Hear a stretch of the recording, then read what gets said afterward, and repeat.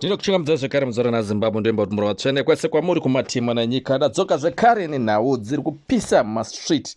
Pane nhau dziri kupisa awa dziri kupisa chaedze zvokuti kana uri membe yeZANU-PF uri munhu anofarira ZANU-PF kaya kungokubata uri kungokurwadza kusvika pakadzika-dzika. Aiwa Zimbabwe ndinotenda nekusubscribe kwamuri kuita. Nhamba iri kukwira zvakanyanyisa. Takatageta 100,000 subscribers by December. Aiwa ndotenda Zimbabwe. Ndisingakuweseri ngwada kuti ndipinde mune nhau dzandinadzo muzoro nhasi dziri kubva muzvivhidhivhidho takasiyana-siyana mumastreet enyika yeZimbabwe dziri kutrenda mumasocial media akasiyana-siyana.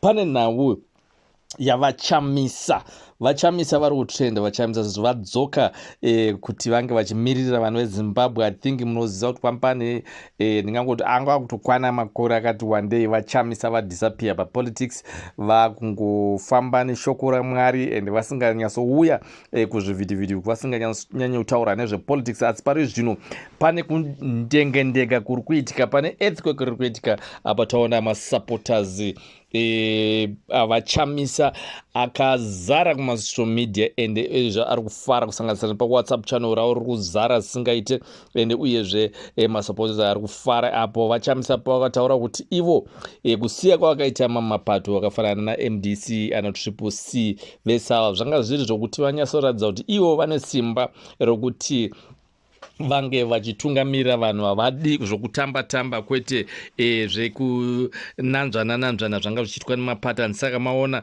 kupera kwavo akangopera zvokuita kungodisappear vanyerere.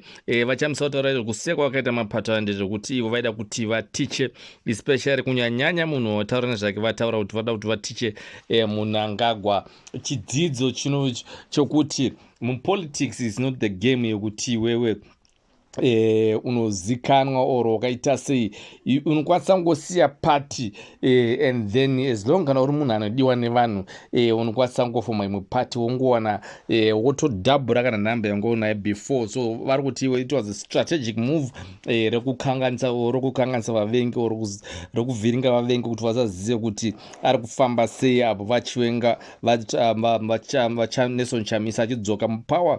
Izvo shamisa vanhu vakawanda tiri kuona vezvigananda apa adzokera mupower pane nhau iri kunetsa, nhau yezvigananda. Singaziva kuti zvakamira sei, kuti vachabatana nevamwe vari kuchemera kuti zvigananda zvinge zvichibuda munyika here oro vachange vachimira vari vega. Zviri kunzi maZimbabweans, vanhu vazhinji maZimbabweans vachaunderstand the reason why vachamisa vakaita movie rokusiya Triple C. Tinoziva Triple C yanga iri party yanga yakanyatsoumbwa zvakanaka zvokuti vanhu vazhinji vamwe vacho vanhu vanyatsofara, asi vanhu vazhinji vakaramba vakamira nevachamisa vachiti ndo mutungamiriri wedu watinoda kuramba tiinaye. But vachamisa kutaura kuti aya kuno vamwe vakaora mwoyo ndavanyevenise mwoyo wavo and vachazounderstanda why vachamisa vakatora danho iri ndenhaya yekuti pane zvanga zvichiitika apa zviri kunzi vachamisa vari kuronga riri kunzi iro the most powerful demo richaitwa muSouthern Africa ravari kupinda naro pavadzokerepo mupolitics, ndekuti vapromisa kuti kune demo hombe riri kuitika. Hapana kuanaunswa date but zviri kunzi izvo pane the big demo riri kuuya rinenge richiitika nyika yese. Iro ndo riri kutaurwa ndo rinonzi banang'ana or lightning yekuratidza kuti mukomana adzoka, vachamisa vadzoka vapanhandare. Ndisingaziva kuti pavari kuanaunsa izvi ndo pavanozenge vachianaunsa political party yake, ndekuti zvagara zvingori muzvivhidhio zvakasiyana-siyana zvinzi vachamisa vada kulauncha the political party. Ndisingaziva kuti ndo the demo yacho ichabva itika mazuva iwayo or after oro vachatanga vaanaunsa the political move and also the political party, ndekuti vanga vachimbozama kuongorora kuti zvigananda zviri kuinfluensa zvakaita sei. So vanenge vazobata strategy yavanokwanisa kunge vange vachirova naye ZANU-PF o vange vachihwina naye zvigananda. Hanzi zvigananda zvicharohwa zvichabvuma zvino vachamisa vati vachaexposa, vari kupromisa kuexposa wese uyo anga achibira hurumende mari, whether kuti uri weZANU-PF or also ZANU-PF vari kutaura kuti ivo vada kuexposa and vachimake sure vanhu ivanofanira kunge vachisungwa. Vada kuita also rana inonzi parallel government yekuti iyo pane government inenge iri outside of the government inenge itori nemaministers anenge atori kunze anenge achitokomenta lese parallel government inenge ina president mutungamiri anenge vachamisa, then yobva ita maministries lese kana una ministry of police pane munhu anenge achitoona nezvepolice achitotaura kuti namhosva dzakadai hasi kuitwa zvakanaka or nhikirinzi anofanira kusungwa anenge ari ministry of police. Itori separate government anenge vachirana it's not official but it's just a parallel government inenge ichiranwa. And then kana una minister of defense anenge achikomenta unozvikuita kuti defense aiwa maoveteran anofanira kuvedzerwa mari, zvinhu hazvina kudai so masoja anofanira kuvedzerwa mari. Koita also minister of health, maministry ese vada kurana parallel government ichazenge ichikwikwidza ende ichitaurira vanhu chokwadi zviri kuitwa zviri kutadzwa nevanhu vakasiyana. Vanenge also vane minister of finance uyo asichazenge achiexposa zvese zviri kuitwa zviri kutadzwa nana Mutumi Ncube kuti nyika inge ichienderera mberi. Ndodzoka zvakare ndiri mune zvemapato anopikisa opposite.